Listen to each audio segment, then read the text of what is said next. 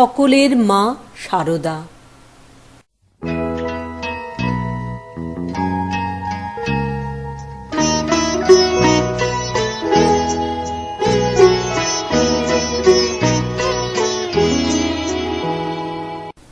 ভগবানকে যাতে আমরা অহেতুক ভালোবাসতে পারি তারই জন্যে শ্রীরামকৃষ্ণ মা মন্ত্র রচনা করেছেন। আর তিনি শুধু মন্ত্রই দেননি, সঙ্গে সঙ্গে দিয়েছেন তার বিগ্রহ। মা মন্ত্রের ঘনীভূত মূর্তিই হচ্ছেন শারদামণি। শ্রীরামকৃষ্ণের সমস্ত বাক্যের ব্যাখ্যা, সমস্ত কর্মের মূল মর্ম।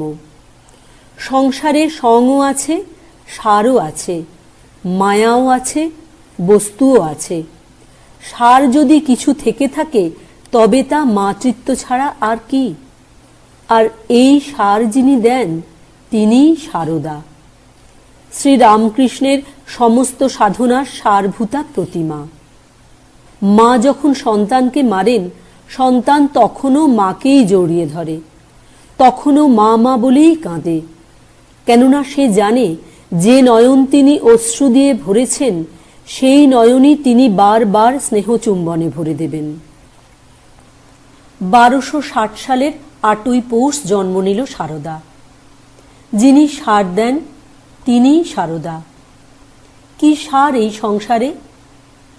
সংসারে সার যদি কিছু থাকে, সারাৎসার যদি কিছু থাকে, তবে মা, জ্ঞান স্তন্যদায়িনী স্নেহময়ী মা।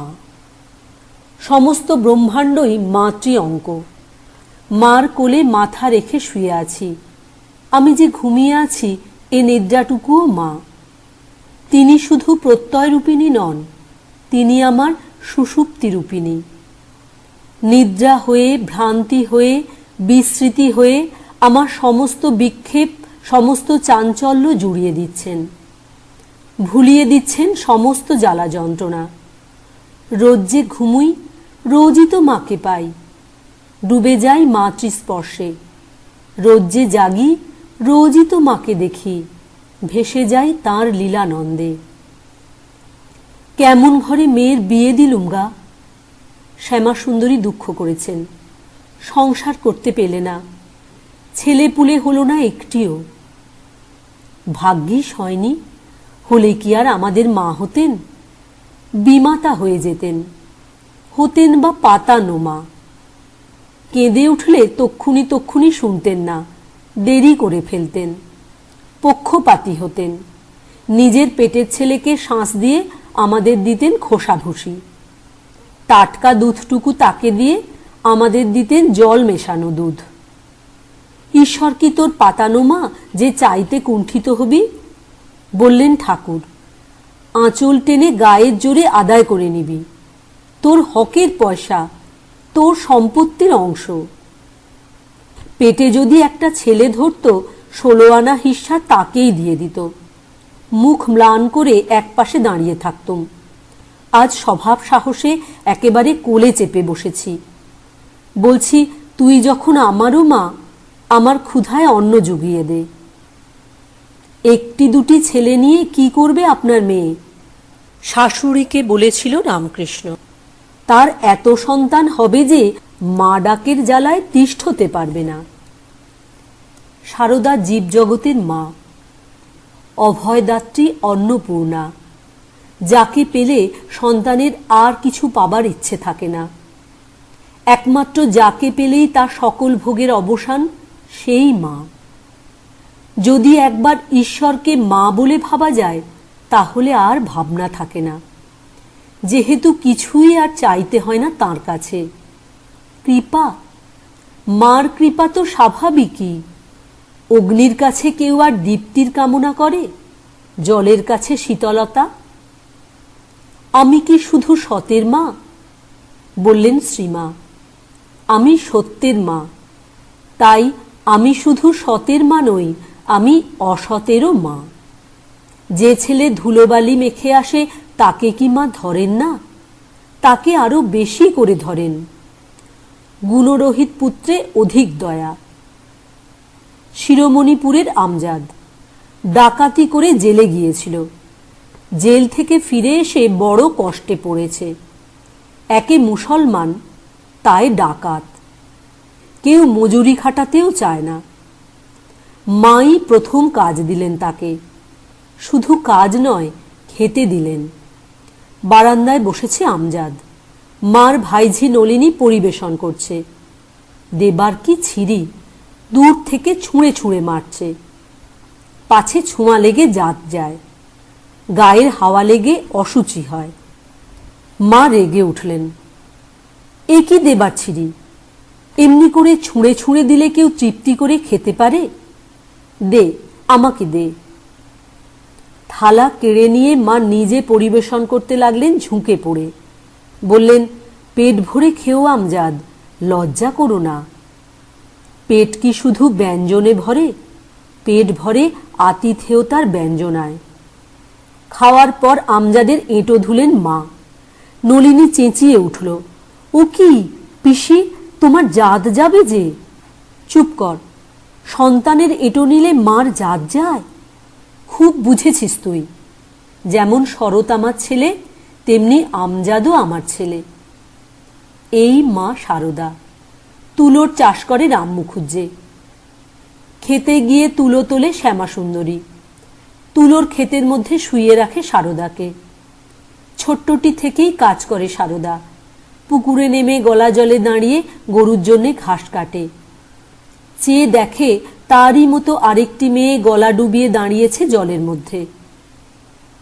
সমবয়সী, কৃষ্ণাঙ্গী। তাকে দল টেনে টেনে দিচ্ছে, এগিয়ে দিচ্ছে হাতের কাছে। তাকে কি চেনে সারদা? কে জানে। কোনো কথা কইছে না পরস্পরে, শুধু এ ওর দিকে তাকিয়ে নীরবে কাজ করে যাচ্ছে। ওই কালো মেয়েটির সঙ্গে আরও পরে আরেকবার দেখা হয়েছিল সারদার, যেবার সে প্রথম দক্ষিণেশ্বরে যাচ্ছে, পায়ে হেঁটে তপ্ত রোদে মাঠ ভেঙে ভেঙে। এমন অদৃষ্ট হু হু করে জ্বর এসে গেল। সঙ্গে বাবা ছিলেন। মেয়ে নিয়ে উঠলেন পাশের চটিতে। এতদিনের এত আশা সব ভেস্তে গেল বোধহয়। শুধু গা পুড়ছে না, মনও পুড়ছে। কে জানে এত পথ হেঁটে এসে ফিরে যেতে না হয়। মিলনের পাত্রটি না বিচ্ছেদে ভরে ওঠে। এমন সময় চেয়ে দেখল কে একটি মেয়ে তার পাশে এসে বসেছে। কি আশ্চর্য সেই কালো মেয়েটি! সারদা যেমন বড় হয়েছে, সেও বড় হয়েছে। তেমনি টানা টানা ভাসা ভাসা চোখ। দেখেই কেমন আপন বলে মনে হয়। চোখের দৃষ্টিটি এত সকরুণ। জড়ো গায়ে হাত রেখেছে, যেন মর্মমূল পর্যন্ত জুড়িয়ে যাচ্ছে। কে তুমি গা? জিজ্ঞেস করল সারদা। তোমার বোন, বলল সেই কালো মেয়ে। বোন? তৃপ্তিতে যেন শীতল হলো সারদা। বললে, কোত্থেকে আসছো বলো তো? দক্ষিণেশ্বর থেকে আসছি। বলো কি? আমি তো দক্ষিণেশ্বরেই যাচ্ছিলুম, কিন্তু আমার মনোবাঞ্ছা আর পূর্ণ হলো না। না না, হবে বই কি। কালো মেয়ে মমতায় আরও ঘন হয়ে এলো। তারই জন্যে তো এসেছি আগ বাড়িয়ে, তোমাকে নিয়ে যেতে। তোমার জন্যে ঠাকুর পথ চেয়ে বসে আছেন। আমার জন্যে? তুমি ছাড়া তাঁর সাধনা যে পূর্ণ হবার নয়। তিনি অগ্নি, তুমি তার দাহিকা। তিনি জল, তুমি তার শীত শক্তি। তোমাকে ছাড়া তিনি অঙ্গহীন, তুমি তাঁর পরিপূরক। তুমি ঘুমো চুপটি করে, কাল তোমার জ্বর ছেড়ে যাবে। তোমার জন্যে পাঠিয়ে দেব পালকি। শুধু পুকুরের দল ঘাস কাটা নয়, খেতে মজুদদের জন্যে খাবার নিয়ে যায় সারদা। সেবার পোকায় ধান নষ্ট করেছে। বহু ধান শীষ থেকে ঝরে পড়ে রয়েছে মাটিতে। আঙুলে করে খুঁটে খুঁটে কুড়োচ্ছে তাই সারদা। খেলাধুলোয় মন নেই, মন শুধু গেরস্থালিতে। পাড়ার মেয়েদের সঙ্গে যদি কখনো খেলেও গিন্নিবানির পাট নেই। পুতুলও ঢের আছে এদিক ওদিক, কিন্তু লক্ষ্মী আর কালীর পুতুলই তার বেশি পছন্দ। একদিন তো ফুল আর বেলপাতা নিয়ে সেই পুতুলই সে পুজো করলে। কে একজন বললে, এ পুতুলের নাম জগদ্ধাত্রী। বাহ, বেশ নামটি তো। কি হলো সারদার, সেই দেবীর কথা ভাবতে বসল। মনে হলো ভাবতে ভাবতে সেই যেন সে দেবী হয়ে গিয়েছে। কাছ দিয়ে যাচ্ছিল হলদিপুকুরের রাম হৃদয় ঘোষাল। সারদাকে দেখে ভয়ে সে শিউরে উঠল। আনন্দ লতিকা বালিকার মাঝে এ কি ভয়ঙ্করের আবেশ! একবার কি দুর্ভিক্ষই লাগলো দেশ জুড়ে। সারদাদের আগের বছরের ধান মড়াই বাঁধা ছিল, তাই লোক আসতে লাগলো দলে দলে, ভাতের ঘ্রাণে। চালে ডালে খিচুড়ি রান্না হতে লাগলো, খিচুড়ির ঘ্রাণে। হাঁড়ি হাঁড়ি খিচুড়ি, যে আসবে সে খাবে। বাড়ির লোকেরও এই ব্যবস্থা। শুধু আমার সারদার জন্যে দুটি ভালো চালের ভাত করবে, বললেন রাম মুখুজ্জে। সে এসব খেতে পারবেনি। কন্যার জন্যে অবার্য মমতা। তৈরি খিচুড়িতে কুলোয় না এক একদিন। এত লোক চলে আসে, তখন আবার নতুন করে হাঁড়ি চাপাও। হাঁড়ি যদি নামে, গরম খিচুড়ি জুড়োতে দেয় না। সবাই একেবারে পড়ে হুমড়ি খেয়ে। গরম গরমই সই, মুখ পড়ে তো পুরুক। পোড়া পেটের মতো পোড়া মুখ কি আর আছে? কোত্থেকে একটা পাখা নিয়ে এসেছে সারদা, তালের পাতার হাত পাখা। তার ডাঁটটা দুহাতে আঁকড়ে ধরে সারদা হাওয়া করতে লাগলো। হাওয়া করতে লাগলো ঢালা খিচুড়ির উপর, যাতে শিগগির করে জুড়োয়। ক্ষুধার্তেরা বড় বড় থাবা দিয়ে গিলতে পারে গোগ্রাসে। সেদিন একটি মেয়ে লোক এসেছে, রুক্ষ চুল, পাগলের মতো চেহারা। গরুর ডাবায় কুঁড়ো ভেজানো ছিল। দিশেহারার মতো তাই খেতে শুরু করলে। আহা, একটু রোসো গো রোসো! সারদা ব্যস্ত হয়ে উঠল। বাড়ির ভেতর খিচুড়ি আছে, এনে দিচ্ছি। কে শোনে কার কথা? সব কিছু ধৈর্য মানে, ক্ষুধার ধৈর্য নেই। খিদের জ্বালা কি কম? দেহ ধরলেই খিদে তেষ্টা। অসুখের সময় মাঝরাতে এমনি একদিন আমার খিদে পেল, বলছেন শ্রীমা। সরলা টরলা ঘুমিয়েছে। আহা, ওরা এই খেটে খুঁটে শুয়েছে, ওদের আবার ডাকবো? নিজেই শুয়ে শুয়ে চারদিকে হাতড়াতে লাগলুম। দেখি একটা বাটিতে 4টি খুদ ভাজা রয়েছে, বালিশের পাশে 2খানা বিস্কুট। তখন ভারী খুশি। খিদের জ্বালায় যে খুদ ভাজা খাচ্ছি তার খেয়াল নেই। আমার তো শুধু অন্নের ক্ষুধা নয়, আমার জ্ঞানের ক্ষুধা, প্রেমের ক্ষুধা, আনন্দের ক্ষুধা। আমার পেট ভরলেই তো বুক ভরে না, ঘর ভরলেই তো ভরে না আমার অন্তর। মা, তুমি আমার সেই চিরন্তনী ক্ষুধা মূর্তি। কিন্তু তুমি যেমন ক্ষুধা, তেমনি আবার তুষ্টি। তুমি যেমন ক্ষুধার প্রকাশিকা, তেমনি আবার ভব ক্ষুধা নিবারণী। আমি ক্ষুধিত পুত্র, আর তুমি অন্নদায়িনী বসুন্ধরা। 2 বছরের মেয়ে মার কোলে বসে গান শুনছে। শিয়রে মার বাপের বাড়ি, সেই গাঁয়ে। এদিকে বসেছে মেয়েরা, ওদিকে জায়গা ছেলেদের। সব কাছাকাছি, এক ঘরের মধ্যে। কি রে, বিয়ে করবি? মা সখী না আত্মীয়া কে জিজ্ঞেস করলো ঝুঁকে পড়ে, স্নেহপ্রসন্ন পরিহাসের ভঙ্গিতে। করব। 2 বছরের মেয়ে দিব্যি ঘাড় কাত করল, হাসলো গাল ভরে। সে কি রে, কাকে বিয়ে করবি?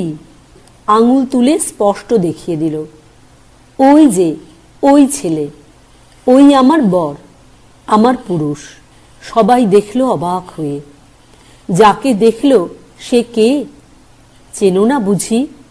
মেয়ের চেয়ে 18 বছরের বড়। নাম গদাধর, কামারপুকুরের ক্ষুদিরাম চাটুর্যের 3য় ছেলে। আর যে দেখালো, তার নামটি সারদা। বাপের নাম রাম মুখুজ্জে, বাড়ি জয়রামবাটি। আমার জন্যে কোথায় মেয়ে খুঁজে বেড়াচ্ছে? 3 বছর বাদে মা চন্দ্রমণিকে জিজ্ঞেস করল গদাধর। বললে, আমার বিয়ের পাত্রী জয়রামবাটি রাম মুখুজ্জের বাড়িতে কুটো বাঁধা হয়ে আছে, চিহ্নিত হয়ে আছে। খেতে যখন শশা ফলে প্রথম ফলটিতে চাষা কুটো বেঁধে রাখে, যাতে ভুলে সেটি বিক্রি হয়ে না যায়, যাতে সেটি ঠিক দেবতার ভোগে সমর্পিত হয়। তেমনি রাম মুখুজ্জের মেয়ে আমার জন্য নির্বাচিত, নির্ধারিত, নিবেদিত। কিন্তু যাই বলো, সারদাই আগে দেখিয়ে দিয়েছে, বেছে নিয়েছে গদাধরকে। শক্তি আগে স্থির করেছে তার শিব। সারদার যখন 14 বছর বয়স, স্বামীর সঙ্গে মিলতে প্রথম শ্বশুর বাড়ি এসেছে। সমবেত মেয়েদের নানা উপদেশ শোনাচ্ছে গদাধর, নানা নির্মল কথা। শুনতে শুনতে সারদা কখন ঘুমিয়ে পড়েছে। ভাবখানা বোধহয় এই, ওসব আমার জানা, নতুন করে শোনার কোনো দরকার নেই। অন্য মেয়েরা গা ঠেলছে সারদার, বলছে, এমন কথাগুলো শুনলিনি, ঘুমিয়ে পড়লি? না গো, ওকে তুলোনি, বাধা দিল গদাধর। ও কি সাধে ঘুমিয়েছে? ও এসব শুনলে এখানে আর থাকবেনি, চোঁচা দৌড় মারবে। ভাবখানা বোধহয় এই, আচ্ছাদন করে এসেছে, লুকিয়ে রেখেছে স্বরূপটিকে। ওকে ঘাঁটিও না, যদি একবার প্রকৃতিটিকে চিনতে পারে চলে যাবে সমাধিভূমিতে, আর তাকে পাবো না জীবসীমায়। গুপ্তরূপে আপ্তলীলা করতে এসেছে, তাই ঘুমুতে দে। শুধু কি আমারই দায়, তোমারও দায়। শ্রী শ্রী মাকে বললেন একদিন ঠাকুর, আমি কি করেছি, তোমাকে এর চাইতে অনেক বেশি করতে হবে। দেখছো না, লোকগুলো অন্ধকারে পোকার মতো কিলবিল করছে, তুমি ছাড়া কে দেখবে এদের? একদিন বকে ফেলেছিলেন ঠাকুর। ফল মিষ্টি অঢেল হাতে বিলিয়ে দিচ্ছেন শ্রীমা। ঠাকুর বিরক্ত হয়ে বলে উঠলেন, অত খরচ করলে কি করে চলবে? মার মুখখানি অভিমানে ভার হয়ে উঠল। ঠিক চোখে পড়ল ঠাকুরের, একটি কালো মেঘের আভাসে যেন প্রলয়ের সূচনা। ত্রস্ত ব্যস্ত হয়ে ডাকিয়ে আনলেন রামলালকে।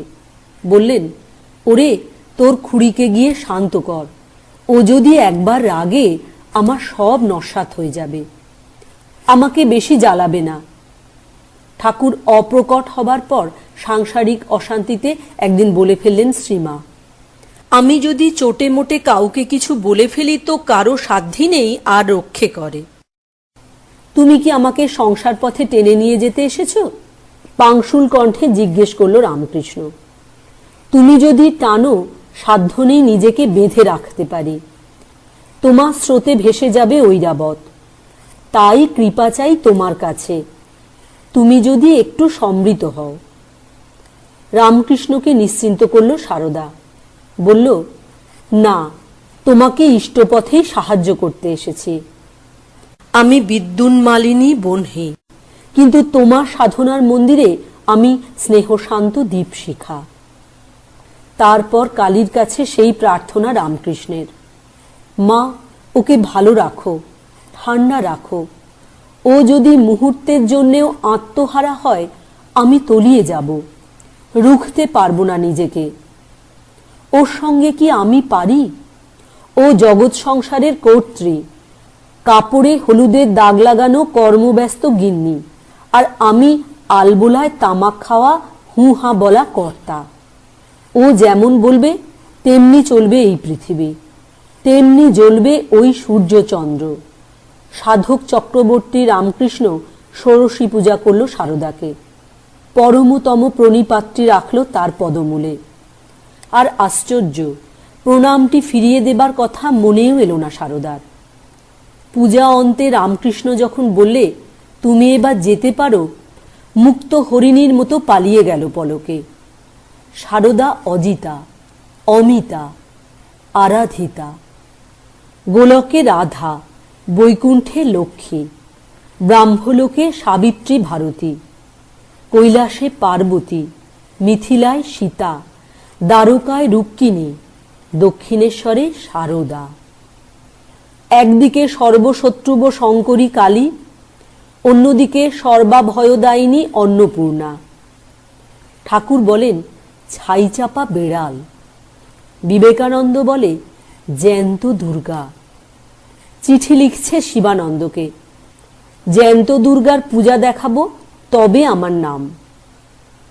দাদা, মায়ের কথা মনে পড়লে সব সময় বলি, কো রাম, রামকৃষ্ণ পরমহংস ঈশ্বর ছিলেন কি মানুষ ছিলেন, যা হয় বলো দাদা, কিন্তু যার মায়ের উপর ভক্তি নেই তাকে ধিক্কার দিও।